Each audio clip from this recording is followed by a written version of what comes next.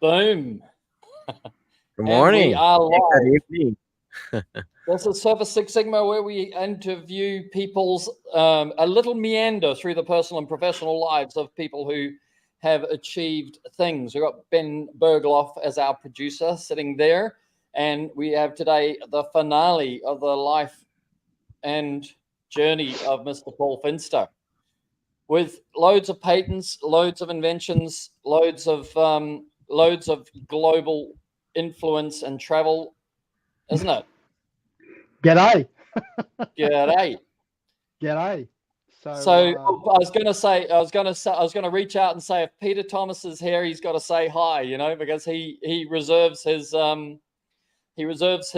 Friday mornings in Australia to listen to the Paul Finster story.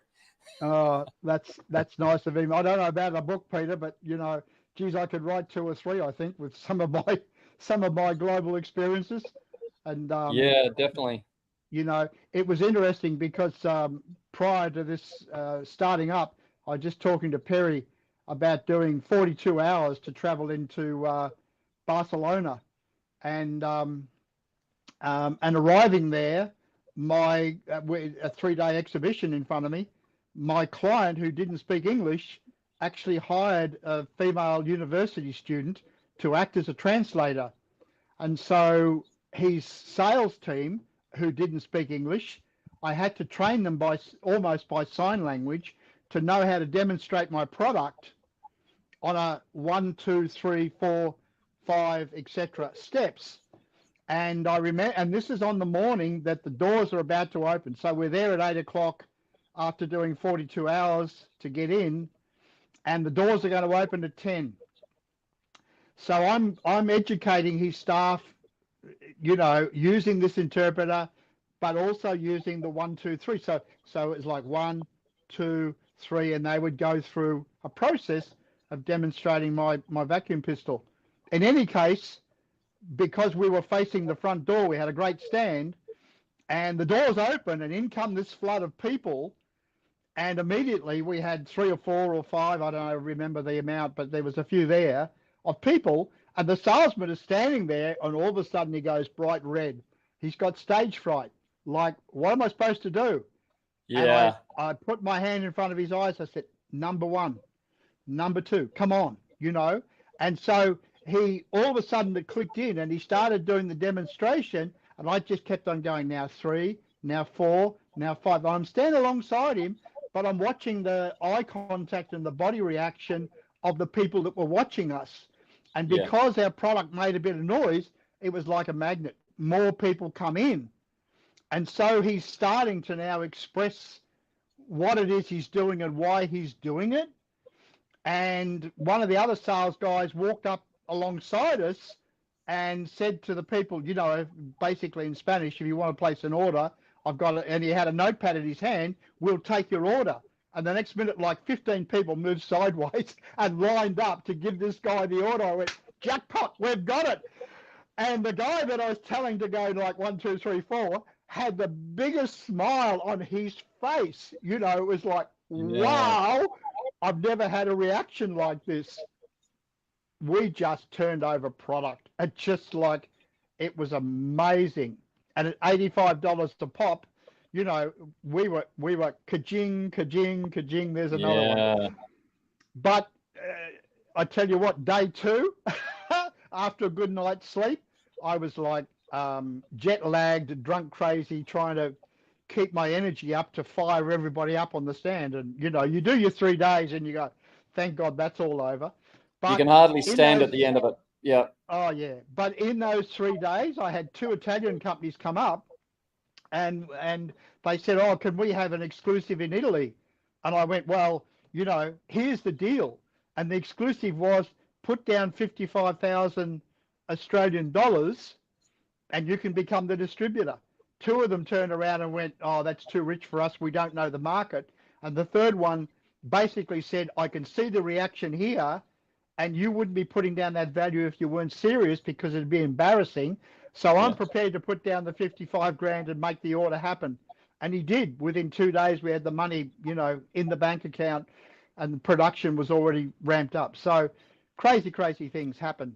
But Yeah, travel. It kills you sometimes. Travel. Yeah, but It kills that's you. why people want me to come back to the States, and I just go, God, the cost. The cost, but because of the effect of jet lag with a 12-hour time difference is Sure. insane on both ways, and quite often it's worse on the way back. Oh Like yeah, you're it already always is. tired, your body's already out of whack, and then you come back, and then it's another week where you can't function properly, and so it's Yep. and then you can only, if you want to function properly, you got to go, like when Harrison went to the huge convention last year, I sent him over 5 days early just to give him a little bit of a chance to adjust, but this year Yep. he's been traveling too much to take another 5 days out, so this year he's going to be going in 2 days early. Well, Right. that won't help him that much. No, no, that's true. Yeah, you've got to take those things into consideration. Yeah. Um, yeah. So I remember I was coming back from the States and I was just like totally shot. And I'd been speaking to my wife from LA saying I'm about to jump the plane, so everything's on schedule. And in that time I was flying, she actually booked us into the Sheraton Hotel at Port Douglas and packed a second bag. And literally, I got off the plane thinking, okay, I'm going to go into the office tomorrow or whatever. And she said, no, no, no, you're not doing that. We're flying up to Port Douglas, and we had a room with a little balcony that overlooked a huge swimming pool. You could step off the balcony into the pool and swim Yeah. wherever Lovely. you wanted. And Lovely.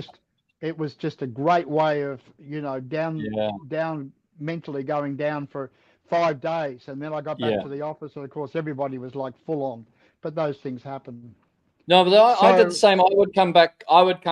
In the end, like if you say the total sum of, 30 trips to America, I would come back to Thailand and just stop in Thailand for 4 days, and yeah, do the adjustment of the jet lag, in yeah, Thailand with a pool, with a beach, because it's you yeah, really can't function. You just yeah. can't function anyway, No, I tried using Honolulu as that on the way back, and it just didn't work because the flying hours from Honolulu to Australia were the longest hours. So you still Yeah. come back slightly shattered anyway. Well, then you And come back, dehydrated and oh, deoxygenated, and and you're paying massive money to stay in Honolulu at the best of times. So yeah, like, I might as well yeah, stay at home. It's cheaper. exactly, Crazy, exactly, crazy, crazy. But anyway, there you go. exactly. All So right. I'm So I'm in the pathway of Mr. Finster, we got up to COVID, right? yeah. Yeah, we got up to COVID, and boy, didn't that turn Australia upside down. We Oh, had, ridiculous! It was yeah, a test tube of neoliberal political suppression of the people. How far can we go? And Victoria obviously was the worst.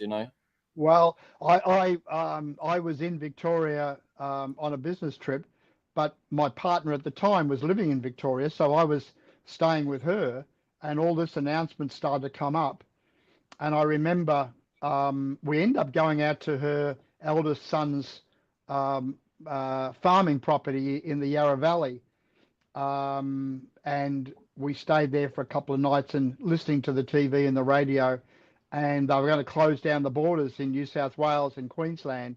I said to her, I'm going to have to go. I'm just because if I get trapped here and all my possessions are back in Queensland, what am I going to do? Because this is a big deal. So I remember standing out on the driveway at about 4:30, 5 o'clock in the morning, and it was a little bit foggy as it gets in Melbourne at that time of the year. And I said, don't know whether I'm going to see you again or not, because I could catch COVID or you could catch COVID. Yeah, And, we had a big hug, and I said, see you later. And that was a moment in life, like, because in New York, they were falling over everywhere. They're yep, carrying bodies out of the buildings. yep, yep, So it was pretty dramatic. And we saw the same thing happening in Europe and, of course, in China, yep, although China was limited. yep. So it was get Very. in my car and drive, and I didn't stop other than about 2 hours on the side of the road just to reduce the fatigue very quickly. Yes. And I went straight through, and 3 days later they shut down both borders, so you couldn't cross between the states of the east coast of Australia. Yeah. Having got back here, fortunately, Brisbane wasn't as bad as what Melbourne and Sydney was. We had a little bit of leeway. So I had time to, grab some groceries and sort of stock the place up to be prepared for a shutdown. And then, of course, we did shut down. Again, not as bad. The factories that could still function in Melbourne couldn't get supply lines of raw material. They were ordering out of Brisbane, and the truckies were shipping it into Melbourne to keep people that were essential services open. So, and the economy, particularly in Melbourne, took a hell of a slump because the government just turned around and said, you can't leave your home. You can't go and visit people, family, regardless. That was it. Shut down completely. Do you think they'll ever be able to get away with that again? Do you think people are going to comply, like Aussies? I don't think the Americans will, but the Aussies, I just don't know if the Aussies are as, like we don't have, we have rights as part of our basic, mantra, and so we're kind of vulnerable to being controlled more, I think. We kind of followed the government, like New Zealand did the same with Jacinda Ardern. And yeah, we did. Do you think we'd do it again if they tried to lock us down? Do you reckon everybody would just go, no, I don't think so? COVID's still around, and it's sort of that, what is it, the herd sort of mentality. Yeah. I have a very good friend in Sweden, a lifelong friend in Sweden. I'm very close to him. He's my best friend in the world. And, I was talking to him on video, and I said, so what's happening? He said, herd mentality. We're not shutting down. We keep on going. Now, that's a fairly modern European country. And I was shocked. I went, aren't you worried? And he said, no, I'm not. And he's got a sizable family and grandchildren and all the rest of it. And I sort of really delved into his mentality, and he went, no, we'll be fine. We'll be fine. So his whole family come through it totally untouched. And that was a surprise to me. But here, there's still, I was talking to a customer. I was up in Toowoomba yesterday, and the client was in Warwick, and I rang him to say, look, I'm in Toowoomba. I'm going to drive through to Warwick to see you. And he went, don't bother coming. I've got COVID and I'm shutting everything down, So it's just like, okay, all right. So we talked on the phone for a bit, but he was coughing and spluttering. He wasn't in the best of health. And he just sort of went, got to go, Paul. Thanks very much for the call. We'll talk to you later. So, I wished him well. But they're talking now about the flu injection for everybody. We're all getting vaccinated for the flu. Yeah, because Bill Gates has said that H1N1 is out, or bird flu, whichever bird flu it is. Then that's the one you need to get your vaccination for this year. But it's still the same. It's the same gameplay. It is.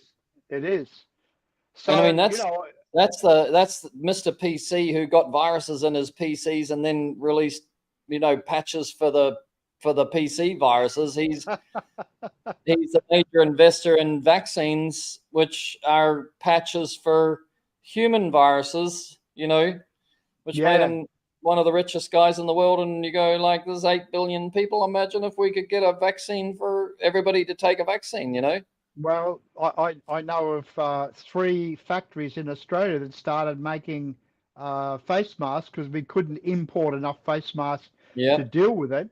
And today, those factories have got an abundance of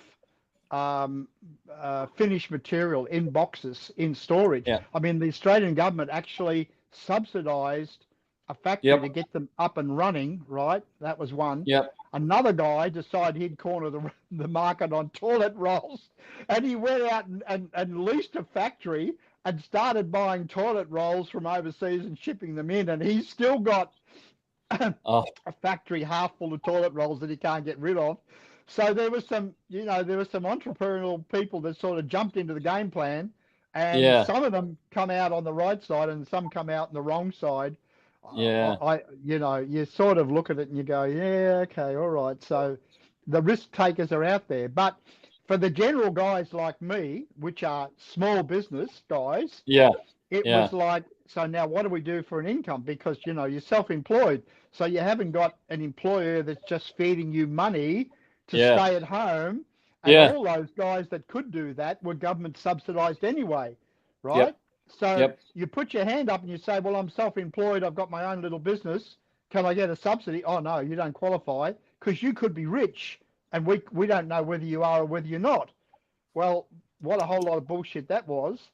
Yeah. So the little guys that had their own coffee shops went to the wall. The little guys that Yep. had their own restaurants went to the wall Yep. because in some cases they were paying for staff, and the value of profit you get off a cup of coffee or off coffee and a donut or a cake or whatever was like nothing. And the little Asian restaurants and the little Italian restaurants, they were in the same boat, you know. Hey, we can Yep. give you a bowl of pasta for like $15 to $20. Well, how much money is in profit is involved in that, and how Yeah. much rent are you paying for the shop? So all of a sudden the banners went up in shops, you know, like vacant, lease available, the whole lot. People moved out of the offices back to working from home. So all of a Yep. sudden the office environment totally collapsed.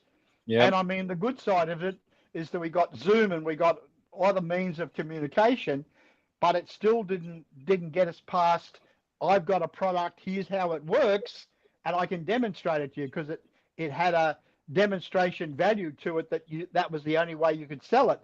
So Yes. some people were like, "Oh, how can I demonstrate my product?" So all of a sudden you've got to do a video on your product or whatever it was to get the message across. But it still meant that you had a supply problem. So Australia right now, as it stands, we've got builders, like huge building companies have gone to the wall, losing millions of dollars. People are trying to make claims on houses that were 1/3 or 2/3 completed, and they can't get back onto the site because it's got barbed wire around it. And you know, the builders have gone bust, and there was no insurance. Yep. We've just seen a startup airline go to the wall, and today Air Vanuatu has just declared that they've gone to the wall as well. So all of a sudden the airlines are being affected. Our fuel prices have gone up. Power's gone up. Everything's gone up in order to offset the money that everybody lost in the COVID thing. But no Yeah. one is saying, I'm charging you this amount of money because of COVID. Now, the No. other knock-on effect that's happened in this country because of the building collapse is that we put our hand up and said, "Oh, you know, we can bring people into Australia that want to live into Australia." So all of a sudden, we've put up that flag. Yep, if you qualify, we'll take you on, and you can live in our country. So what's happened is we've got a huge influx of people that want to live in our country, but we never had enough rental premises to take them on. And of course, they're going to arrive, and the first thing they're going to do is, hey, we want to rent because we don't know where we want to build, where we're going to Yep. live, et Yep. cetera, et cetera. So all of a sudden, our rentals have gone up in some cases as much as $200 to $300 a week Wow. Wow. for a home, right? Yeah. Now, you know, And they were I'm still ridiculous in the first place. absolutely. I mean, I Absolutely. left 15 years ago, 2010, 15 years ago, let's say, and I was paying $500 a week then for Yeah, well, a that two-bedroom. $500 is now $700 on average. Yeah. Yeah. And you know, I was in just getting a blood test last week, and I was talking to the girl that was about it to, you know, put the injection into the arm and withdraw the good stuff, the red stuff. Yeah. And we were just chatting away and having a laugh. And I said, you know, I'm just amazed at the cost of living. And she said, yeah, well, I got 4 kids and the husband, and my grocery bill now is $500 a week. And I went, so how old are your youngest 2? And she said, oh, one's at kindergarten and one's at preschool. And I know from my daughter, when my youngest grandson was in preschool, he's 7 now, it was $60 a day for preschool, right? So you add that $60 a day, 5 days a week, to a $500 food bill. Food bill. And, you know, what's she on for doing blood removals? You know, maybe she's on $1,500 a week or whatever. So there's a third leading towards a half of her income stream totally gone. You know, if she's renting. And then I filled up my Jeep yesterday, to go up to Toowoomba, and that was $135. So our fuel costs have gone up. So, cost of living is just crazy. And of course, you can't always put that on your product. Like No, if you've got because the problem is everybody else's costs are going up. So you've got to remain affordable. We haven't changed our prices on most of our products. I can't say 100% all, but most of our products since 2019. But we have had the advantage of the revaluation of the Chinese yuan against the USD, right? So we're probably 10 or 15% different at the moment from going back 2 or 3 years. Anyway, sure, it was like 6.2 before, and now it's 7.1 or something. So we get a little bit of a lead on that, but from our side, we just suck it up and say it's just there's no reason to create a barrier to entry bigger than we're already a high price item, Sure. So I had a phone call with a potential client yesterday. I've known this company since the mid 80s. In fact, I solved problems for them back in the mid 80s. And it was interesting that this guy actually remembered me and remembered the event that I solved the problem on. Now he's a major boat manufacturer here in this region. He exports his boats, across the world. They're almost ships, luxury yachts, the whole bit. And, my base product to him was $4,023. And he said, how can you justify $4,023 when there's only $800 worth of parts? And I went, easily. But we are marketing our product based on international pricing so that we level peg our competition, particularly out of America, but also out of other countries. So we're not expensive by international standards. And he said, don't care. There's only $800 worth of raw material in it. I'll just go and build it myself. And I said, well, our technology, unless you've got one of our products and you're going to reverse engineer it, is going to make that damn difficult. You'll spend more money trying to figure out how to build it than what you will, just going, okay, I'll do it. Yeah, nice. And adding it into the value of whatever you're manufacturing. But times are lean and mean and tough, and he just sort of had that I don't care attitude. I'll find a way around it. So especially it's difficult if you're a manufacturer and you just do know what things actually cost. It's a distortion that life gives you that sometimes it makes it difficult to process what you're paying for something because you actually do know what it costs. You're 100% right. Now, prior to coming on today, I was just I spend about 2 hours a day surfing the net just to keep myself focused on it's a chessboard. You've got to figure out where the threat's going to come from, if it's going to come at all. So you have to keep your finger on the pulse internationally.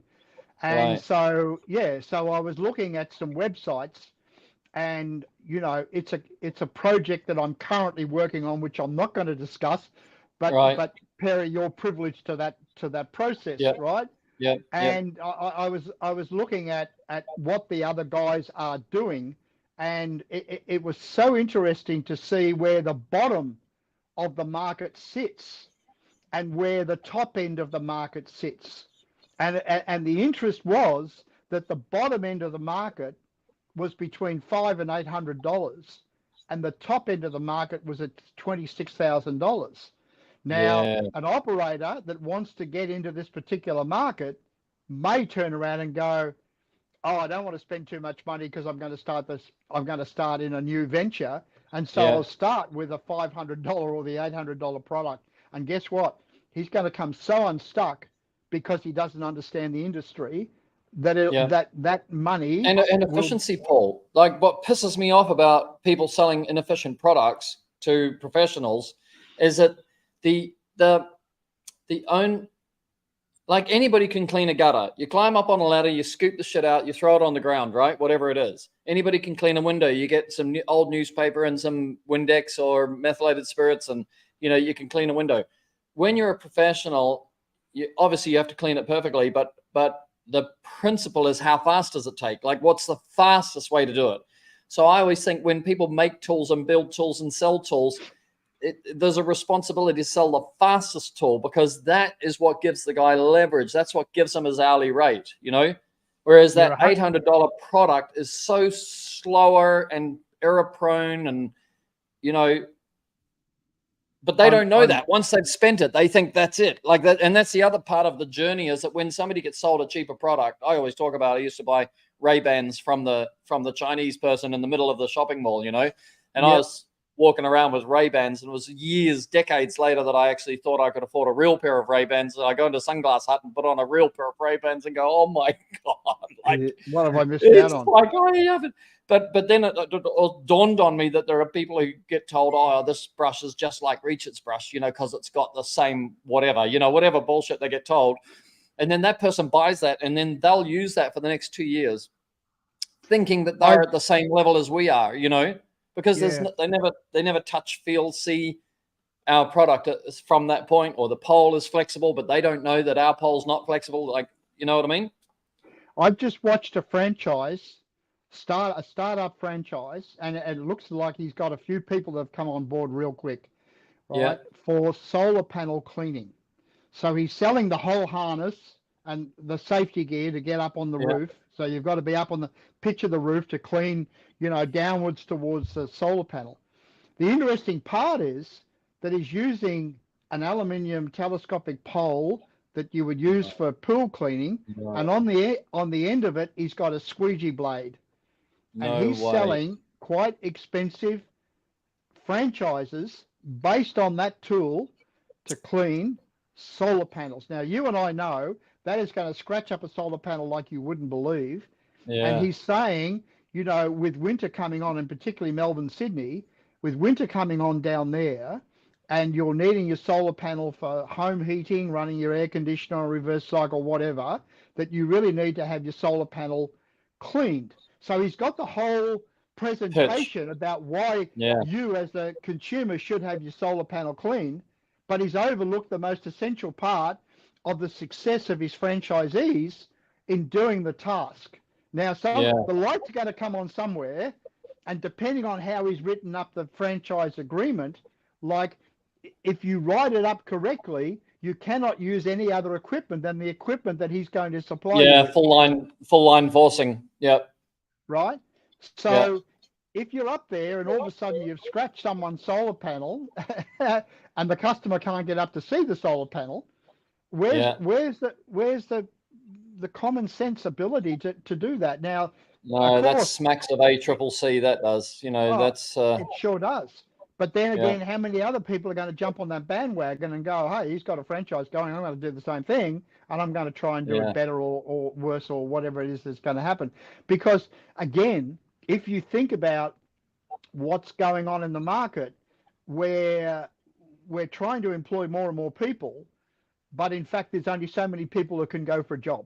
So over here, we've got our Centrelink support, which, you know, I know other countries don't have that.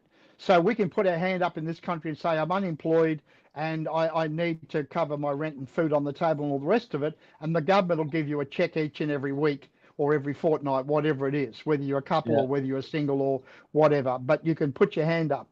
So some of these guys can't get work because they don't have experience in certain areas. They can wash up dishes in the kitchen, but who's going to do that in the Aussie mentality, right? So, this looks like an opportunity. I'll go out and start cleaning, you know, solar panels, and I've got a guaranteed income. And of course, I'm ignorant of what it takes to clean a solar panel. So you're done before you start. And here, there's so many guys that'll just get the home lawnmower and say, I'll chuck it in a trailer, I'll start doing lawns. Yeah, exactly. You know, I mean, I can do that, so I'll advertise that. Or even car washing, detailing cars. They don't know really how to do it, not like a professional that's been in it for a long time, or someone who's been educated. But yeah, that's what they do. And, you know, it's like, can you pay me in cash? Like, because I'm on Centrelink, I don't want Centrelink to know I've got, you know, cash in the back pocket. It's just crazy. But getting back to my journey, which is the whole essence of what this is all about. So coming out of COVID, you know, I'm trapped inside the house, and it's like, okay, now what do we do? We've got to start doing something. So my attitude was that I'll put myself out there as a consultant, and I'll start consulting with factories on how to solve vacuum problems. And fortunately, I could do that on phone and on video. So people would go, oh, we're not in full production, we're not doing this, we're not doing that. But the truth of the matter is, all industry creates waste. You cut a piece of timber, you've got sawdust on the ground, you play with metal, you've got chip on the ground, you've got food waste, you've got glasses being broken, there's all sorts of things. And that actually got me through the 2 years of COVID, just scraping by, but getting paid for what I was doing. And in the background, maintaining the inventing side of my nature. So coming out of COVID, let me think now. I'll get my years in place. In early 2022, we were out, and a good business friend of mine said, "Paul, I was in this fabrication shop, and I've had some work done by you off your drawings that you've created." And the owner turned around and said, "Why isn't Paul coming in to see me to get work done?" Because, I'm looking for more and more customers. So this guy rang me and he said, "Paul, you need to talk to my fabricator because he's just recently bought the business and he's looking for customers." So this would happen on a Friday. So I rang the guy and I said, "Look, I've just got this call from our mutual friend. Can I drop in and see you?" And he went, "Yeah, actually, we traditionally, everybody goes home at 1:30. If you come over at 1:30, 1:45, I'm here for the whole afternoon just doing a catch-up. We can have a discussion." So I walked in the door and met him for the second time. The first time was like a client. The second time was like, okay. So he said, "So, what have you got on the go?" And I showed him a product and some of my other inventions. And I said, "I'm looking for someone to fabricate this, but I'm looking at it along the lines of, hey, maybe I want to retire, maybe I want to sell the product, and I build it up and then sell it." And he went, "Wow, in my business right now, I've got a whole lot of hills and hollows." So, we're at the moment a bit of a jobbing shop. Someone comes in and says, "Hey, can you build this?" We build it and we supply it, and then all of a sudden we wait for the next guy to come along. And sometimes that happens very quick, and sometimes it doesn't happen at all for a week or two, and we're sitting there twiddling our thumbs going, "So where's the job going to come from?" And he said, I'd be really interested in taking on something that we can actually call our product to get rid of that hollow in the business model. And I went, "Well, here it is." And he said, "Look, we're about to locate. Can you give me 2 weeks while we relocate, and then let's sit down in the new location and we can have another bit of a conversation?" I went, "Sure, no problems at all." So I went away, and in that 2 weeks, I grabbed all of my samples from my international traveling, because I built 100 products, and I still have samples of all those 100 products or engineering drawings, not knowing where this was going to go. And so I built up a paper portfolio of presentation books, and then I gathered into some traveling cases the actual samples. And some of these are small. You've seen the dragon pump, so that was one of them. And so the 2 weeks went by. We rendezvoused again Friday afternoon, and we set up 2 meeting tables, and I just opened up everything and displayed it. And he's looking at this literally smorgasbord of engineering product, which the majority of it was CNC production, machine tool production.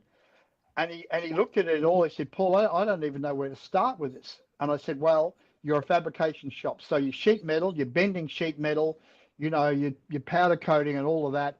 Let's start with this particular product range, and we can grow it." And he went, "Sounds like a plan. So how can we make this work?" And I said, "Well, I can come in and you can give me some wages. I'll act as a consultant and we'll start building this product. I've already got customers for it, so I can roll this out fairly easy." And the end result was, he said, "Sure, let's make an arrangement and let's do it. We've got an office here. You can use the office. You can walk into the factory and talk to the guys, and we'll build it up." So he then delegated a design engineer to move my product from the way that I had it set up, which was predominantly paper drawings, into a 3D profile. And then we started producing, and within a week and a half, I'm on the phone talking to clients going, hey, we're building this. This is the new design, new model. You know, are you interested? And I was getting orders over the phone, and it's grown since then. So we now hold 80% of the marketplace in the abrasive blasting industry for compressed air powered vacuums in Australia. Wow. I've opened up in the last month. I've opened up 3 new distributors, and I think I mentioned to you in private conversation, we just got the entry into New Zealand as well, and that's a bonus. And I'm stretching out to the UAE, South Africa, and also starting on the UK. So the product now in the design criteria, I brought it up to a stage with the same mentality as IKEA. So if we pack one into a carton, a complete system into a carton, it's a fairly large box. I'd be struggling to pick it up. It's probably running about 35 kilos as a pickup, and therefore it's expensive to air freight that, and sea freight isn't practical. So using the IKEA knockdown principle, with an Allen key, we can actually provide it disassembled. In that same 35 kilo box, we can put 15 lid assemblies or you know, a quantity of the vacuum heads, etc., or filter cartridges. So the guy at the other end will employ a low value employee with an Allen key. They'll put it together in about 10 minutes and assemble it and have it ready for sale. And in New Zealand, we may do joint manufacturing. So we would supply licensed manufacturing. So we'd supply the engineering drawings, and they would build the sophisticated 4-ton hoppers in that part of the world. And then we would just supply them with the vacuum generator to do that work. And that way we know what's going out the door, and we'd be privy to their accounting books, so that we can make sure that we were getting our justification with what we're doing. Yeah, so that's sort of that's where we are. But you know, if I go back to things like patents, intellectual property, trademarks, domain names, they're the core of any business. And you know, anyone starting up a business, as I said in earlier discussions, if you decide that you're going to go out window cleaning, please make sure that you've got a trademark. That's the most important thing on the chessboard of doing business. I can tell you hand over heart that when I sold my international company, I probably made more money off the trademarks than what I made off the company itself, because they I covered across the world. And the domain names, of course, also had a value, and they were really the core of the whole business. So, you know, a $1,500 trademark can be worth 15, 20, 25, 50 odd $1,000 to support the product. And if you don't have it, you're not there.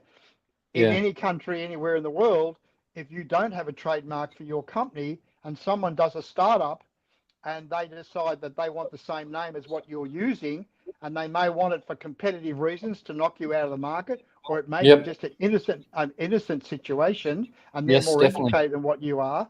The end result was, if they hold the trademark, your business registered business name can be actually taken away from you. So that's another you know, factor in the whole thing. So there's an interesting, it's a two-edged sword. However, is that the cost of that, because I can tell you another story. There's an amazing inventor in our industry, and he's got to be in his 70s now. But he spent his whole life, you know, buying patents, owning patents, worldwide patents, you know, just hundreds of thousands of dollars in patents and stuff like that. And then he gets a lapse in his productivity or whatever, his turnover. Sure. And then either some of them got to 20 years, right? And then his product was just immediately already copied and already in the ISSA, the International Service Industry, maybe, so the product was already made ready for the 20-year cutoff, right, where they'd improved his product. But so much of his net worth was in that, and at the end, like so many of his patents either lapsed or expired, because he's been in the industry for that long, and but he never exhibits that he made the great wealth from that. Now maybe he can sell it at the end of the day, for something, but I don't know that he can get his money back for how much it's cost him to maintain that. Well, this is the difference between getting on the bus and getting off the bus. Yeah. You've got to say to yourself, I'm building a business, but just like buying a block of land and you mow the lawn and you pay the rates, it's one thing to buy it, it's another thing to sell it. You've got to know when to sell it. Yeah. Like gold was not long ago was like in Australia was $1,900 US an ounce, and now it's like $2,400 an ounce. So when do you sell your gold? I bought a little bit at 1,900. I bought a little bit at 2,000, and I bought a little bit at 2,300. And I was just saying to Ollie today, I think I'm going to go and buy some more, even at 2,300. I think. Yeah, yes. Yeah, but you've got to be careful that it doesn't drop, and so all of a sudden your 2,300 investment is now only worth 1,800. It's understanding the market. It's the same as the share market, right? The other thing is,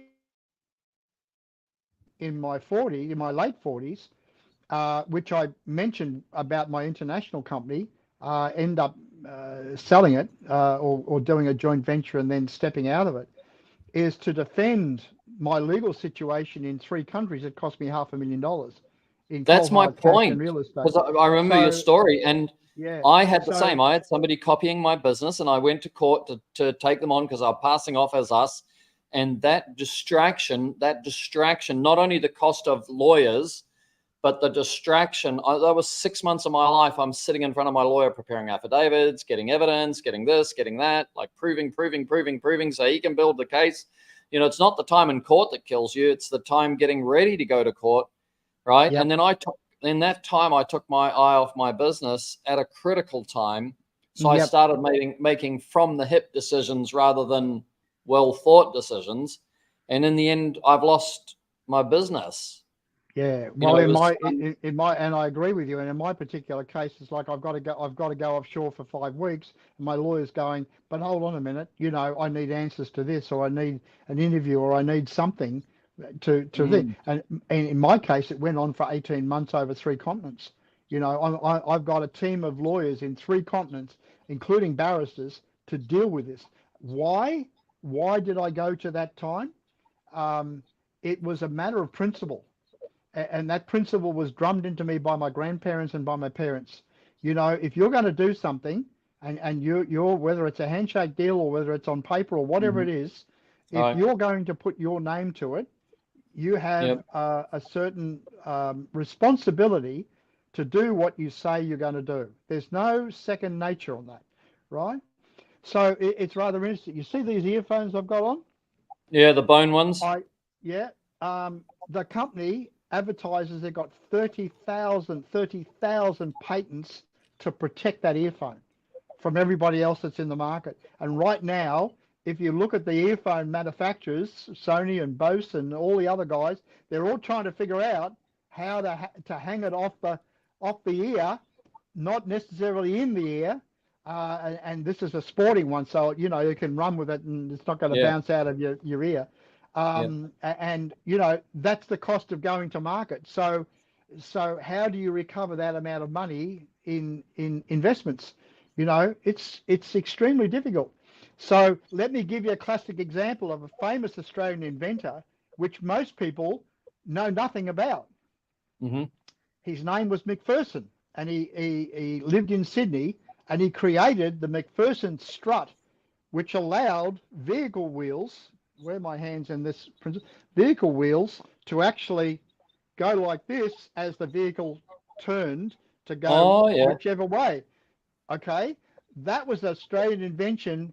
Ford Motor Company and Renault and Mercedes-Benz and all the rest of those original car manufacturers, when you turn the wheel before power steering, the wheels were parallel and turned. Yes. Yes. Okay, and in doing so, scrubbed out the rubber.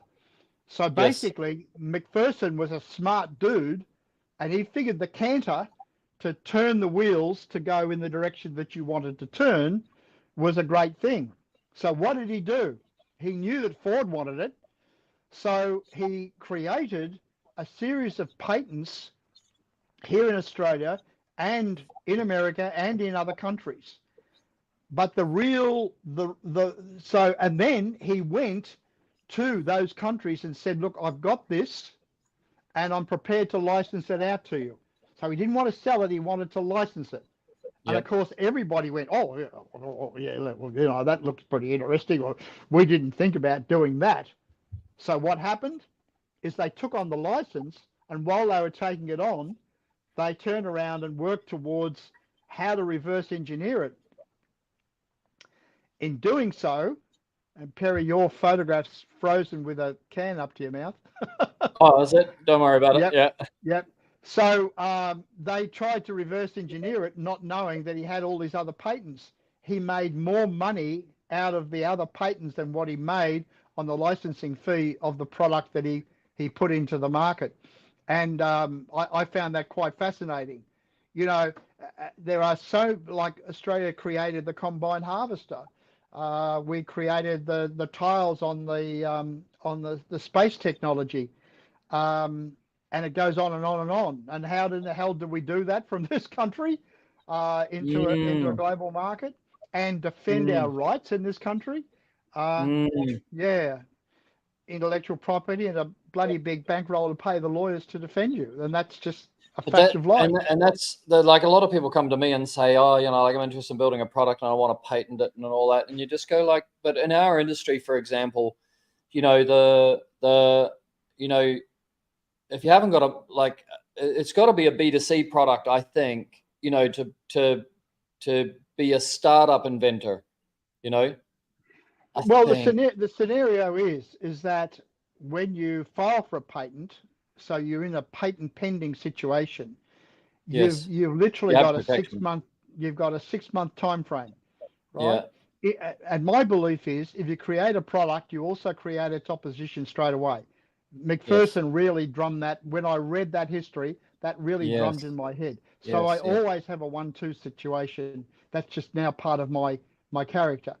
Okay, so the end of the day is that you're pushing out your first product. Your second product, you've got it in the holster ready to draw at any one time. And of course, as I've said previously, you wait for the opposition to turn around and go, yeah, okay, we're going to do that. So if someone else is going to go to market and oppose you, you've got 6 months. More than likely, you've got 12. Definitely, and they're unlikely. They're going to lag. They're going to see if your product takes off or not. And they want to run on your advertising dollar. Yeah.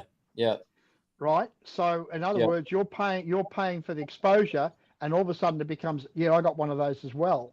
And then it's a matter of how they do that. Whether they do it by going out in the market and doing a presentation to the end user with no exposure on the web whatsoever.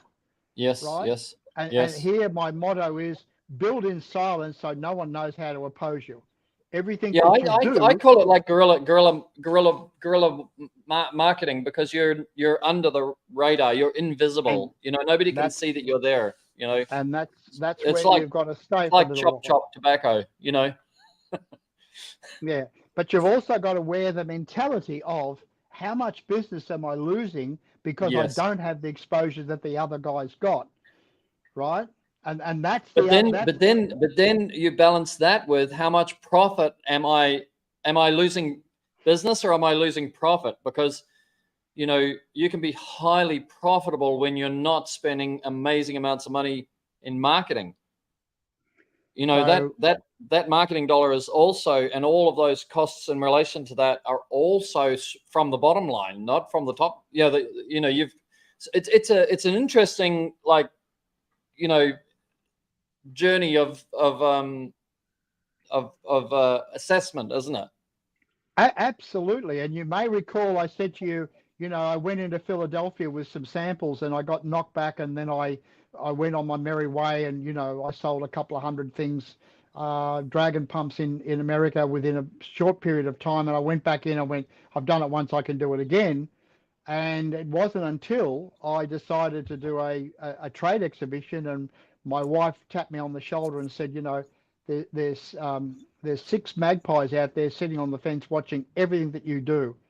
Unfortunately, this was before we had cameras on our phones, because they could have recorded exactly Yeah, what I was doing and how I was going yeah, about it, right? yeah, But the truth of the matter is I managed to get a whole bag full of product into America before anyone even realized that I was in the game. And it wasn't yeah, until I exposed myself in the trade exhibition that all of a sudden the balloon come up and everybody went, oh, well, the only other product in the market was $15,000 to $25,000, and this guy's got a product for $395. How the hell do we oppose that? The Americans just, like, they lost it completely because they yeah. believe that they're the first in the international market. Well, Right. sorry, the McPherson Strut, the combine harvester, certain things with telephones, and I believe that even the web was created in Australia first. I don't know about that, so I'll take that with a bag of hay. But certain things that happen Yes. down under before they happen Yes. in other parts of the world. Why? Because we're used to getting a pair of pliers and a bit of barbed wire and a hunk of metal or a hunk of wood, and we'll build something as a prototype and go, you know what? I'm going to look around and see who else has done that. And sometimes we Yes. find out it hasn't been done. Other Yes. times, who knows? We're doing it in medicine right now. We've got some firsts in medicine in the world, due to our incredible scientists that are here, doing that sort of work. So I believe, and I don't have this at first-hand knowledge, it was hearsay, but I believe Japan has a team in Australia monitoring every patent that is actually registered in this country. So that's another fascinating scenario that has Yes. happened.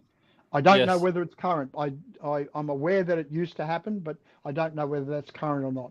Yes, I So think it's an interesting thing. The other one is that I don't know about that legislation that America passed recently. I think it got passed where they actually it's legislation on the disacknowledgement of patents. yeah, With the yeah, intention of being able to copy what China is doing, because whilst everybody thinks that China copied everything, it actually doesn't.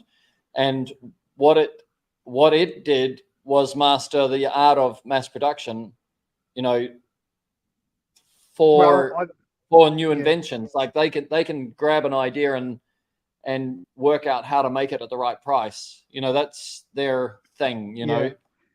So my patent attorney tells me that actually a design registration is now stronger than what a patent is. So Right, you can but change is your there a patent. design registration function in every country, or is that just Australia? No, it's in every country. So Right, effectively, the best example I've got of a design registration is the Remington shaver with the 3 round right. Yes, yes, yes, circles on it yes, and a sort of a yes, semi-triangular shape to it. So, yes, I like the company so much, or I like the shaver so much, I bought the country. The yeah, company mentality was that EIP actually existed when he bought the company, and that was a design registration, not necessarily a patent. So yes, effectively, if you're going to take something to market and you want to really hold the rights to the shape, yes, okay, yes, you do a design registration, and what's behind the shape. So in the case of Remington, how the motor works or how it's connected to the cutting blades or whatever, he wasn't worried about that. All he was worried about is someone can't turn around and say, look at me, I've got the same thing. So if you look at Dyson and what Dyson does, I suspect, without looking at Dyson's intellectual property, that they have more design registrations than what they have patents Yes. on their Yes. product, Yes. right? Yes. Interesting. Yes. And that's part and parcel of their That strengths. makes a lot of sense. If the shape, if you can, if your invention, if the function is maximized in a direct correlation with the shape slash design. Well, the interesting part about a design registration is you don't necessarily need measurements. No, but shape slash Right? design. Yeah, Yeah. not measurements. Yeah. You know, but Yeah. for example, if you take a kettle, you know, you can design a kettle, but you know, it's very difficult to make a kettle that's so unique that nobody else can make a kettle, for example. Right. So I would lean in your industry towards that wonderful knuckle that you've got that connects between the pole and the head. You know, Yes. the shape of that knuckle and where you've got the tensioning screw to hold Yeah. it in its right angle. Yes. If you were historically, if you had slammed some sort of a design registration around it, it may have prevented anyone else from doing it. But you But know, it's a swivel. It's a swivel, and yeah, we're not the yeah, first people to think of a swivel, and we're not the first people to think of a brush. You know, like exactly. I yeah, get what you're saying, but yeah, these are the small things that sometimes, as I explained to you with my dragon pump. Remember that little thing? You yes, know, yes, yes, if I yes, turned around and put a design registration around that and the actual outside yes. The housing, cylinder. Yep. I would have stopped every other bastard from jumping on the bandwagon Yes. 100%. Yes, And I agree. like I agree. That's the distinction. If anybody's thinking about a product and thinking to protect it and thinking that they're going to go to market with it or that they're going to license it for somebody else to use, it's yeah, not the whole. It's not the whole product. You know, because it's unlikely you're the first person to think of solving a of problem, course, of but you're the course. first person to think of solving the problem this way. And it's better to focus on what is the unique part of the way you're doing it rather than the whole thing that you're doing. You know. Well, as an inventor, another thing that's been hammered into me by people that I've met is that you think that as you're sitting there creating an invention, that you are way out in front of everybody else. The truth of the matter is Yes. there's someone else in the world, The someone else in hundredth the world monkey. Yeah. that's doing exactly the same thing at almost Yeah. exactly the same time and has Yeah. got the same mentality. Now, the point of fact is he entrepreneurial enough to go, oh, yeah, I built this for myself to do what I need to do to make life easier for what I do in my career? Or has he turned around and said, you know what, I'm going to start manufacturing this thing and I'm going to shove it out across the global market? You know, because there's inventors that don't have any money and there's inventors that have a lot of money, and then there's Yeah. corporations Yeah. that employ a whole lot of people like Apple Yeah. or whoever to Yeah. create the invention. And then they go, thanks very much. We're building our company based on your knowledge. And Yes. that inventor, because he's happy with his wages, has lost the advantage of, I could have made more money out of that. And the company I Yeah. work for is better off because of what I did. That's a sense of pride, Yeah. but it doesn't necessarily put money in your pocket unless you've got a really good employment agreement in place. Yeah. You Yeah. know? Yeah. Yeah. Yeah. Yeah. So Yeah. I think these a lot of are, people don't always know that, you know, at the same time as the Wright brothers were taking to the air, there was a guy in New Zealand called Richard Pearce who possibly even before them was in the air, but it wasn't documented in a way that was satisfactory to the Americans yep, that there he you had go. flown before the Wright brothers. So Yep, therefore, the Wright brothers were the first brothers to fly, the first people to yeah, fly. yeah, Mm. yeah. And of course, you know, that's another disadvantage of being down under, is that sort of buffer zone between us and the rest of the world. But Yes, yes, there it is. yes, yes, So yes, in today's market, you know, we from this vacuum fed and the fabricator, we've rolled out quite a good range. We've opened up distribution channels. The downside is, of course, typically that you open up a reseller or distributor. He gives you 5 minutes of the day, puts your product up on the website, and steals the value of the sale from you, because his yes, website's slightly different or better than yours, or he's got more activity or whatever it yeah, may be, which is where yeah, social media kicks in. We don't have social media. I keep on belting, my boss. I'll call him my boss.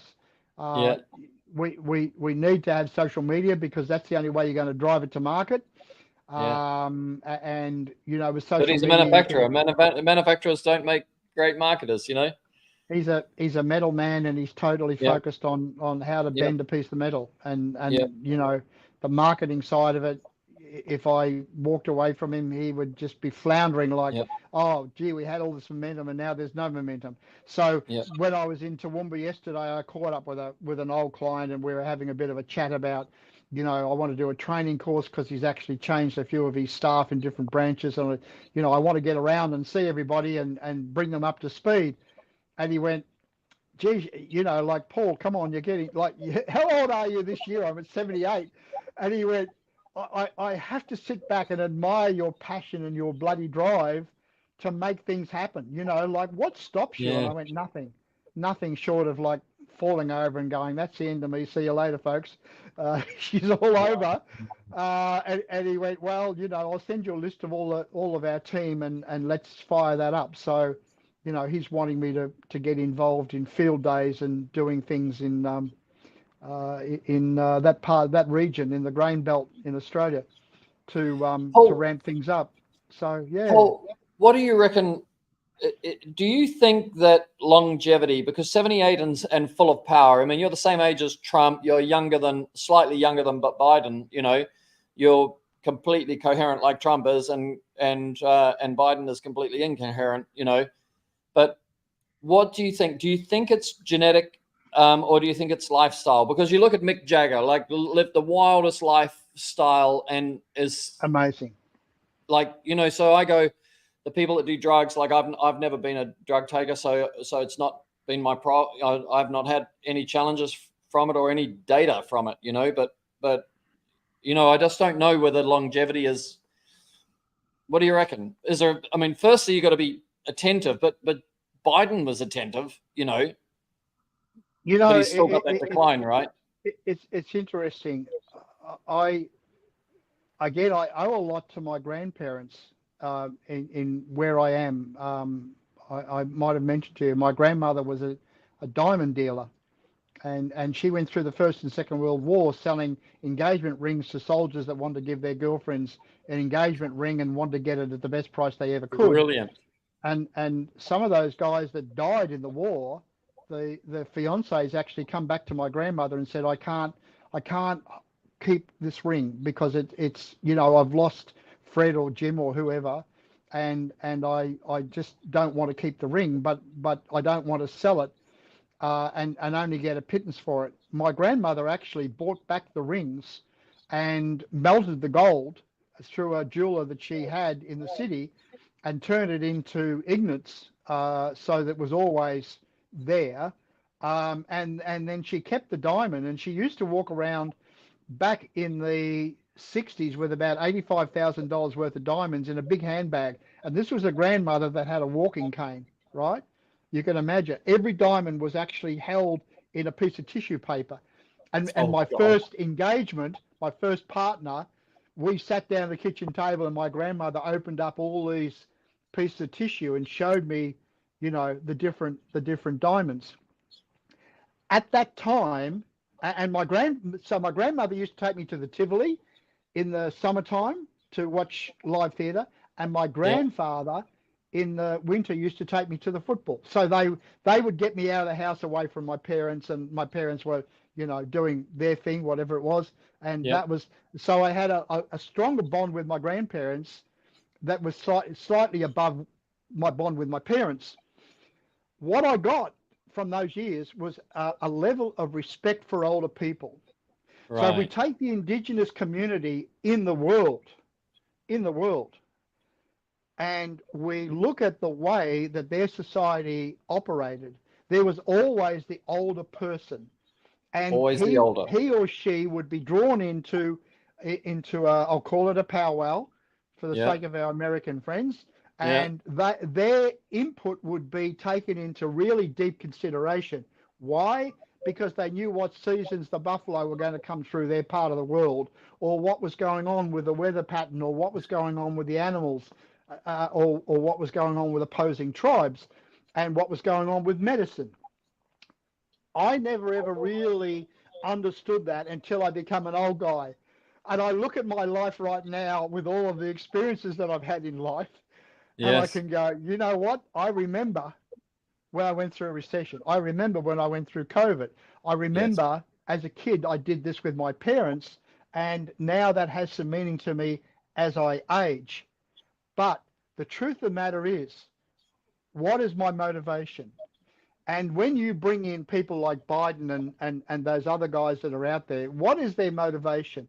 Is it an ego thing? I'm the president. I was the president for so long.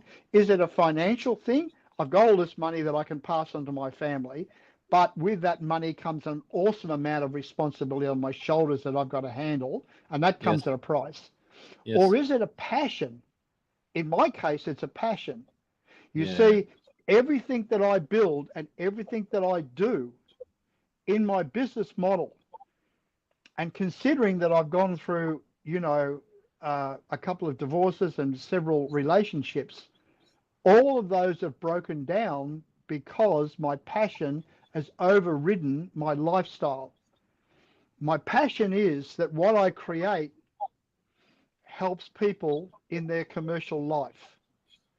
And I can quote you verbatim, if we had more time, of actual situations where I've walked into a factory and watched a person doing something and said to myself, there's got to be a better way to do it. I'll give you one quote. Cadbury's Chocolates in Hobart. I was invited in for a factory tour to look at the way they were manufacturing and see if I could help them in any way. And today some of my products are inside their production, and I'm not going to go into what they are because it's too long a story. But one, I walked past, and here's a production line creating blocks of hazelnut chocolate, right? So the chocolate is coming down in a sort of a die. It's still in liquid form, and above the conveyor belt sits a hopper, and that hopper is loaded with hazelnuts, and it's got an automatic feeder that distributes through a sensor a certain amount of hazelnuts into the format that's holding the liquid chocolate. Okay. Yeah. So alongside that hopper is a step ladder. And here is this woman with all of her protective clothing on that she's got to wear, her white dust coat and a hair net and everything else. And she's got an old-fashioned sugar scoop loaded with hazelnuts in her left hand, and with her right hand she's pulling herself up the ladder step by step by step until she got to the top of the ladder, in which case then she moved her left hand over and tipped the scoop of hazelnuts into the hopper, and then she had to climb back down again. Now, she wasn't a young sprightly 18-year-old. She was probably in her later 50s, right? This is her job. Wow. I stood back, and there were two guys walking around me with production guys. I stood back, and I went, I just want to study this for a minute, fellas. And they're wanting to take me further in. I go, no, I just want to study this for a minute. So a few minutes, and she was doing other things on the production line, and a few minutes went by, and the next minute, from a big container, she puts the shovel scoop up again, and she goes up the ladder one hand at a time and puts it in. She knew the amount of time that went past before this hopper had to be reloaded. Yeah. With that, I walked away. I walked further into the factory, and these two guys followed. And then all of a sudden, I just turned around and faced the two, and I said, why are you putting that woman through so much physical risk to her well-being and a possible insurance, liability to the factory? And they looked at me and went, oh, well, those hazelnuts are fairly special. I went, okay, now I got some light on the subject. What makes a hazelnut special in your eyes? And he said, it's extremely important that the skin that surrounds the hazelnut is reasonably intact. Because if it's not intact, the taste sensation, when a person bites into the chocolate with a hazelnut in it, they lose that taste sensation. And I went, so all you're worried about is the skin, and that's why you're handling it the way you're handling, because any other way would damage the skin. And they said, yeah. So I said, what happens if I could give you a solution where she doesn't have to climb up the ladder? And they went, can you do that? I went, yeah, of course. So I went back to Brisbane. 2 weeks went by. I flew back into Hobart with my product. We set up a demonstration, and now that woman doesn't climb the ladder. I set up a particular method of material conveying that is still used today that doesn't damage the hazelnut and the skin. Classic. And it keeps up with the production. And it's just a metal tube. It's about this long, and it does the job perfectly. It set them back $1,500. You know, it's just like, there it is. Goodness me. Yeah. African guy in Zimbabwe was putting his finger near a cutting machine on cardboard cups that were being produced. And I said, why are you putting your finger anywhere near that? And he said, because I've got to push it back in order to get the blade to cut off the excess of the paper cup. And I looked at the production manager. I said, why is he putting his finger anywhere near? This is a high-speed knife that would take your wrist off if it got anywhere near it. It was a savage, antiquated piece of equipment, right? And he said, no, that's what he's got to do. That's his job. I pulled out a product out of my sample case that was as big as my little finger, little tiny thing. And it was an air jet, and it had a multiplying effect. So I said to him, look, can we just get a little airline, connect this up, and I'll show you how this will solve that guy's problem. And they went, yeah, because their curiosity got the better of them. Yeah. And so handheld, I positioned it until it was absolutely right where the paper cup come into its holder and the knife is about to go into play, the automated knife, and by bending the hose, I could turn the air off and on. So I opened up the airflow and I adjusted this nozzle, and sure enough, boom, it went straight back into its holding position, just as if the guy had hit it with his finger. Of course, everyone's like, I'm in Zimbabwe. They don't see that technology, right? And the production manager went, wow, the guy that was putting his finger in there just was like stony-faced. He didn't want to lose his job. And he thought because it was automation, he was going to lose his job. And I talked to him later on, and that was his mentality. So the next thing is, oh, that works. Yes. So you could fix up a bracket and put this in the exact position, and it will work every time. You can operate it with a foot valve, or you can automate it with an air valve, or whatever it is you want to do. But this is the way that's going to work, right? That was a $350 item. So the production manager went, we can't afford it. Our factory is too small. And I looked at the operator, and I looked at his dress code, and, it was pretty shabby. This is a guy that's earning pennies per day in this job. Yeah. And I went, in my right mind, I cannot walk out of this factory and turn my back. So I said, okay, I'm going to give this airjet to the guy that's working the machine. And they looked at me and said, well, you can't do that. I said, yes, I can. It's a gift. I'm giving it to this man. And if you fire this man, he has the right to take it with him. And so I called the guy over, right? And I explained to him, do you understand I'm giving you this as a gift so that you do not have your finger cut off? And he looked at me and he said, a gift? And I said, yes, a gift. It's come to you from God, because I knew that those people were very, very religious with their lifestyle. I said, this has come to you from God. I walked in because I come with a purpose. And if you lose your job because this is yours, I want you to unbolt it and take it with you. And he went, and I said, and I want you to promise me. And he said, sir, I promise you. And I put my hand out to shake his hand. And that was the promise, right? And with that, I gave it to him. And the production manager's looking at the bloke, and he's looking at me and going, what the hell's going on here? But I walked out of that factory with my heart lifted, because I was able to make that small gesture of, I don't know where this will go in the future. Who knows? You don't. You really don't. You trust in whatever it is you put down on the ground to do what you wanted to do. Yeah. But there it was.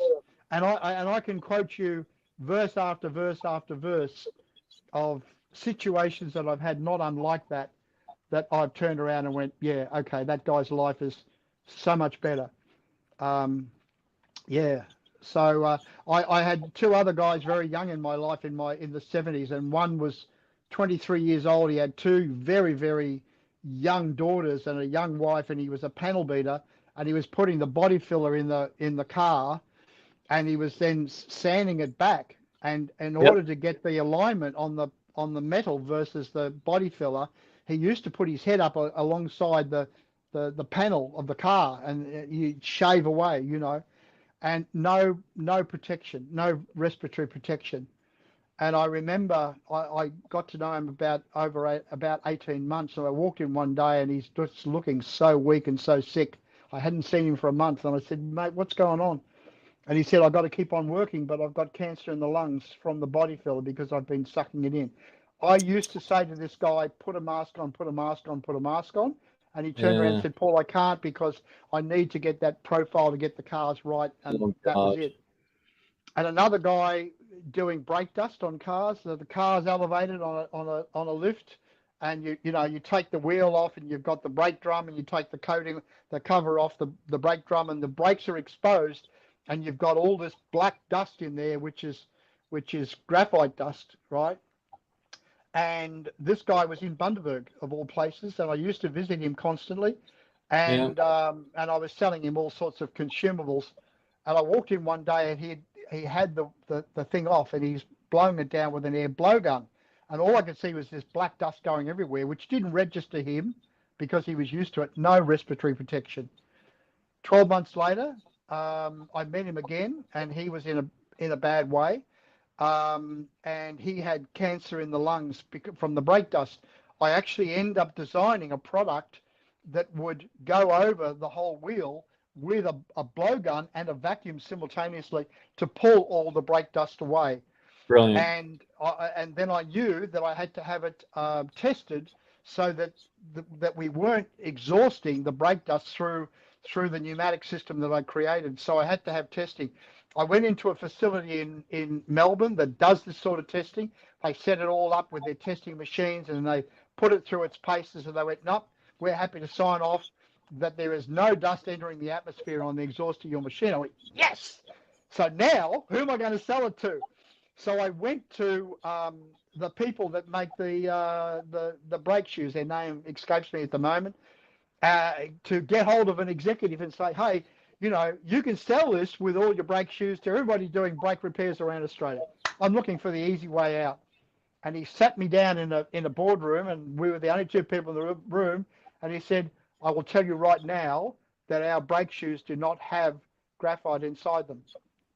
Oh, sorry, asbestos, not graphite, asbestos. And I said, I beg to differ. My experience in the field from people that I've been to and I've seen, this is not the case. And he said, well, as far as we're concerned, we would admit no liability, and there's no asbestos in our brake shoes. So this means, thank you for coming and showing interest in us, but there's no asbestos. So the meeting's finished. A week later, I was back in Tasmania, and I went into a TAFE training course for motor mechanics. And lo and behold, there's a car up on the wheels. The whole thing's off. The brakes are exposed, and there's an 18-year-old, maybe 17-year-old apprentice, and he has an electric vacuum cleaner that has brushes on the motor. It was a tin can. We used to call it Sadie, named after Johnny, whoever he was. Yeah, I know the one. Sadie, yeah. So it was a really basic vacuum cleaner, bloody cheap. And this young guy had the end of the vacuum tool, and he's vacuuming the asbestos dust off the wheel. And of course, the vacuum cleaner is behind him, and I'm standing there with an instructor, and I watch this column of black dust exhaust from the top of the vacuum cleaner. I went, you've got to be kidding me. You've got to be kidding me. Now, I'd walked in with my machine in a cardboard box, and the instructor hadn't seen what was inside my box. And I said, you're not only damaging that guy that's doing the job, but you're damaging everybody in the workshop, including you, because you're going to go there and see what the apprentice is doing to instruct him on how to do it right. He just stood there and went, what, you got a better offer? And I went, yep. Opened up the box, pulled it out. I said, let's do a demonstration, grab an airline, plug it on, boom, did it, and it worked perfectly. Nothing going into the atmosphere. They bought it straight away, you know, and it was a very expensive machine, like $2,500 at the time, and they bought it. But they were the only teaching college in the whole of Australia that took one on. I don't even know whether it's still there today, but to me, that was because like, there's not so many drum breaks now, right? I would have given it away at the time. That's how passionate I was about how to solve this problem, you know? Yeah. And so safety is such a funny thing to have safety in your DNA, in your character, you know, the safety of others. Like people don't understand that, you know, that to be a manufacturer that thinks about safety from a it's a character of the person that creates that wants to create a safer product. It's not a design function, you know. Safety doesn't sell per se, you know. Like, of course you can sell safety, but you don't see people just making products to be safer unless that person actually has a genuine care in other people. Like you with the Zimbabwe guy, you know, you'd rather give it to him for free than know that he's at risk of chopping off his finger, you know, and I think I'm in that same league, you know. Like, I've always looked at all the injury points of water-fed window cleaning and going, like, this is a disaster. Like, guys have got like 5 years on the tools as real water-fed. But back in the days, our poles were heavier and everything like that, you know, so it was multiplied. But, you know, it's interesting to see people teach safety. That's different. That's a business. But people who make safer products, that's a character. But you in your own way are doing it without realizing you're doing it, because you've just admitted, you know, when I first had my pole was a lot heavier, right? So you look at how can I make this guy's job, occupation, a lot easier. I will lay you 10 to 1 that you didn't even look at the commercial reward for that. Never. Your mentality would have been, no, I've got to build a better mousetrap, right? It's got to even be lighter, even our poles. Our poles, like, we can make a cheaper pole by making them each section longer. We're going to, right? We're in the process of doing it now, but just because if that's what people want, they want cheap, I'll make them cheap. No problem. I got a factory. But from our product, the real product, I studied the grip, you know, the grip, monkey grip, tool, peer-reviewed studies, and they said for a Caucasian male, it should be like 46 to 49 millimeters, around 1.5 inches, 1 3/4. You know, the fingers shouldn't touch, fingers shouldn't overlap.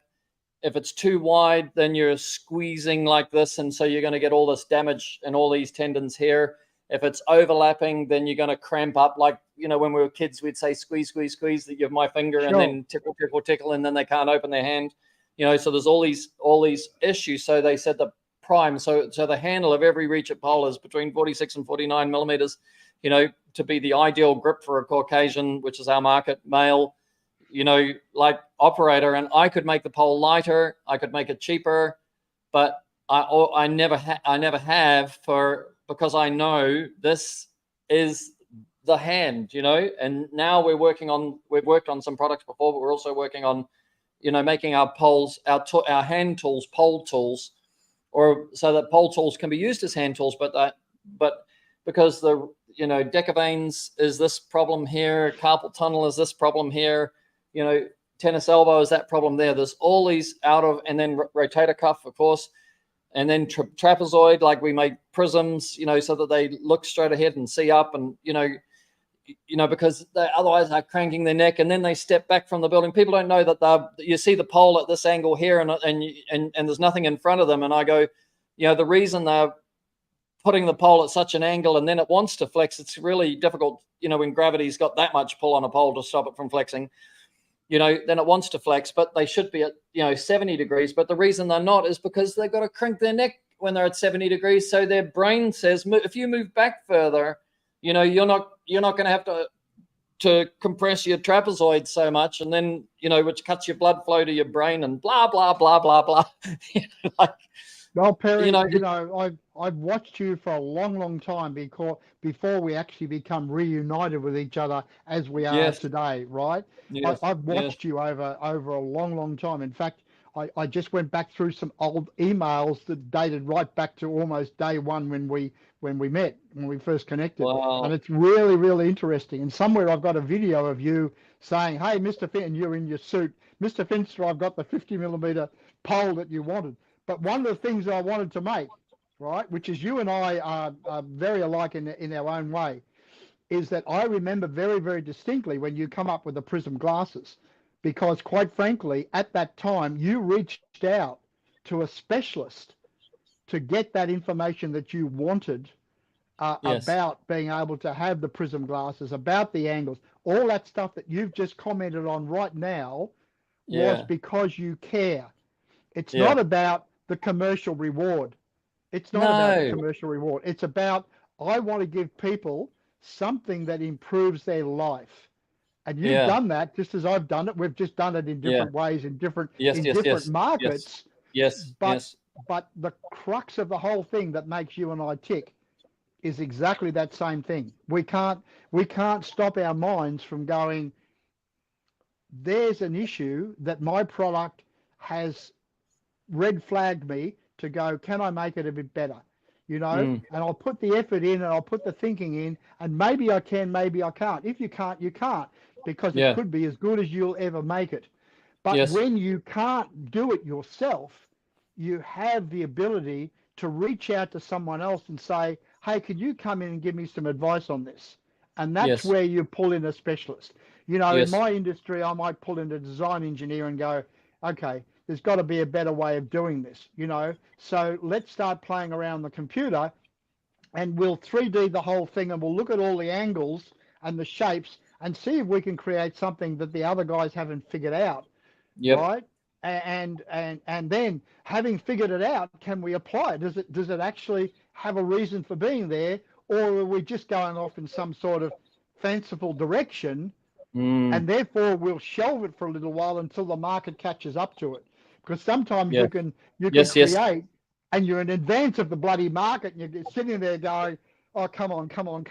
And then 2 years go by, you're ready to go. It's got to be one way or the other, because, like we've got a brush called the Ultralight, which is like 6 ounces, 170 grams for a 14-inch brush.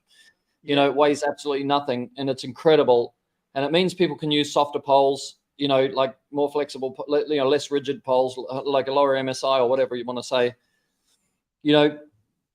But to bend the bristles in such a way that they are at the right angle through the bend, so you can do an arch like this and have the bristles straight. That's not difficult.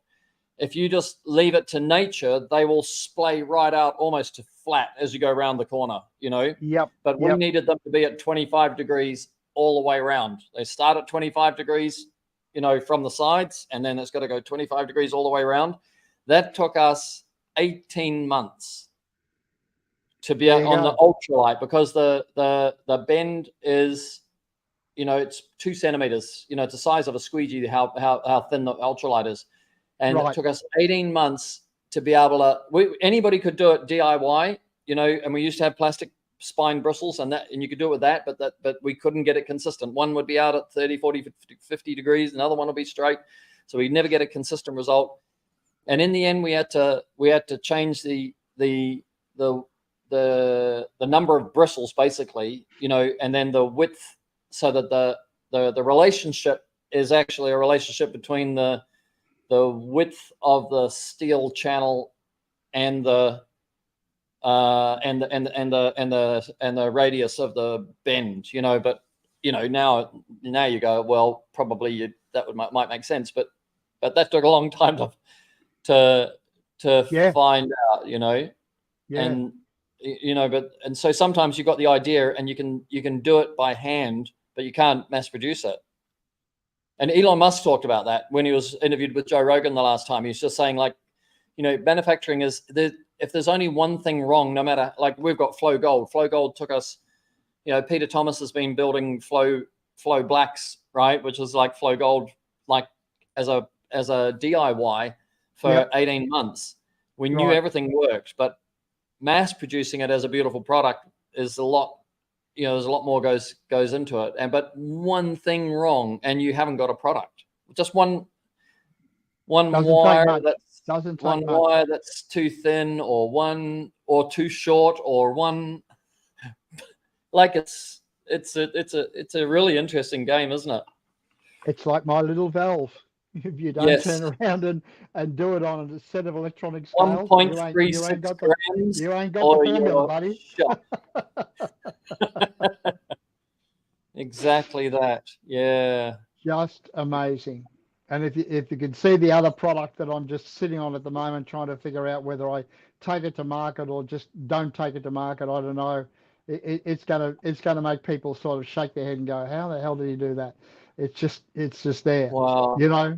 But the only way to go to market with it is injection molding, because you've got to be price competitive. I want to do 3D modeling first up, and you know, like I've got the metal product already made. Guys have signed off on NDAs, and you know, I've got the engineering drawings all done. So I'm that far down the road, and the next step is I want to prototype it up with 3D modeling, and then the next step is how do we actually build it in such a way that we can dominate the market for the first 2 years, and after that I'll walk away from it. It'll be that sort of a product. By the way, we have $100,000 3D printer in our factory, like a top end one. There you go. Not the top. The top is 500,000. You know, but yep, that's 100,000 US, not 100,000 Aussie. Yeah. I even looked at buying a 3D machine to do the production with, and think, oh yeah, there's a guy probably 2 hours away from me. He got a government subsidy and he bought 100 3D printing machines. So he's created a 3D farm, if you like. Yeah, farm. Created the product and put a patent around it, and put his hand up to the government and said, hey, I can churn these out, and I need this amount of money. The government gave them to him. So he bought the 3D machines in from China. And assembled them all himself and got them all going, and he's got his computer programming doing it, and now he's taking on other work for other people.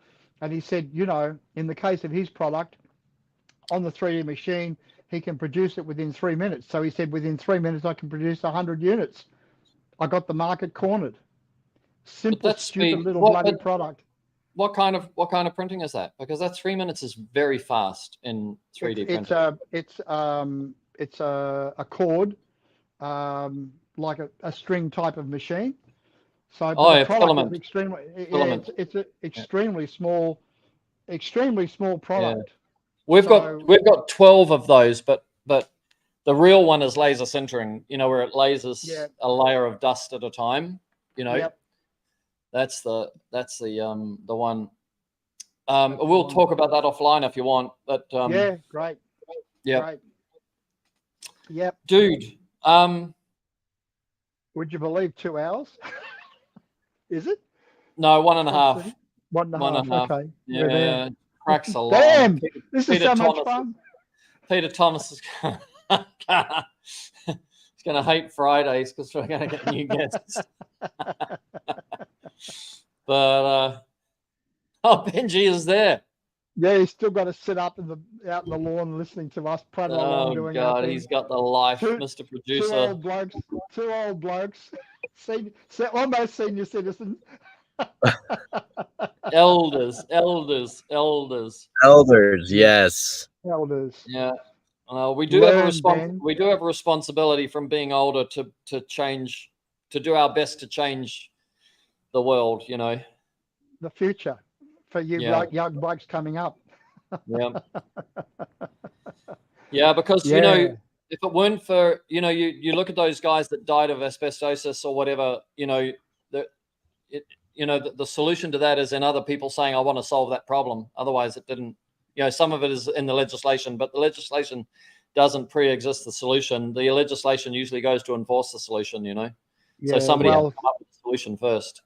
Engineered marble on kitchen tops with silicosis, and it's really, really interesting because I was in a facility 3 months ago where one of these machines for that application, a vacuum machine made by a leading manufacturer in the world, right? Yeah. And I'm watching a guy vacuum the ground or a cement floor with this machine, and it's a silicosis problem. And he had a respirator on because he was in an environment, and I had a respirator on. But I'm watching what he's doing without him realizing I'm actually watching, and I end up videoing him because what happened was he wasn't looking at his machine; he was looking at the ground that he was vacuuming. Of course. And this machine has what they call a long bag, which is the plastic bag underneath that captures all the dust.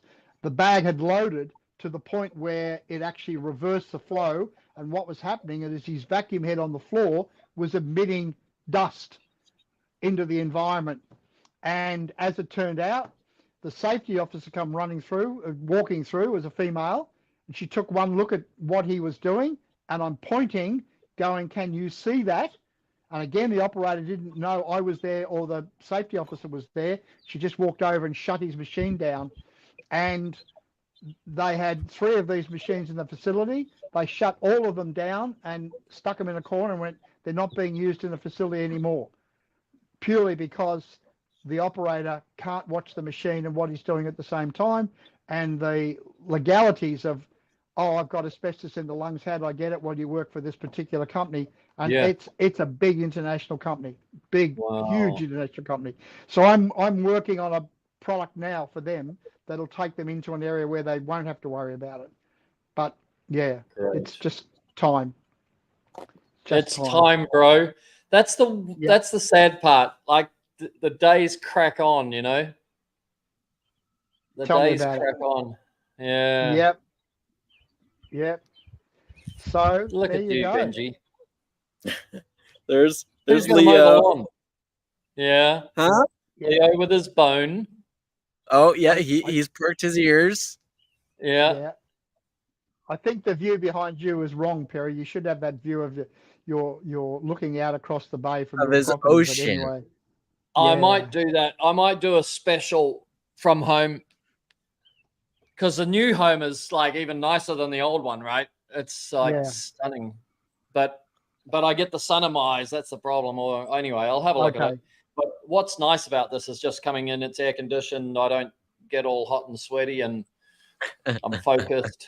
It's just a little room I rent. It's somebody's. It used to be a home. It's got a bedroom there, but I don't use that. And I just, there's a kitchen bench over there, and I just come in here every morning and then leave straight after. And this is my little studio, But everything's set up all the time, so I just turn up and I'm ready to rock and roll. Good for you. Yeah. All right. Well, it looks like we're done, guys. I think so. So that was the finale. We might get you back, Paul. We'll have a bit of a run, and then you and I obviously are going to talk offline. So we're going to be friends forever now. So yeah, that'll be cool. Finale part 2. Yeah. Oh, Ben, if you only knew. There is no end. We are eternal. Yeah. All right. So for all I only got 6% left on my laptop battery. Oh shit. So we better hurry this up. Close it out. Yeah. See you, Paul. We'll see you. Okay. See you. All right. See you, Ben. Take care. Thanks, guys, for everyone watching. Hope you enjoyed all the sessions. Yeah. Yes. Good health to you, buddy. Good health to you. Okay. Gotcha. Okay. Bye-bye. Have an epic day, everybody. Thank you. Thank you for watching or listening to another Service Six Sigma podcast. If you enjoyed the content, please like and share with other mobile service contractors. We live stream daily, Monday to Friday at 9 p.m. Eastern Time. All previous podcasts are available for viewing at service6sigma.com. And for listening on your favorite podcast channel, just search Service Six Sigma. See you next time, and you have an epic day.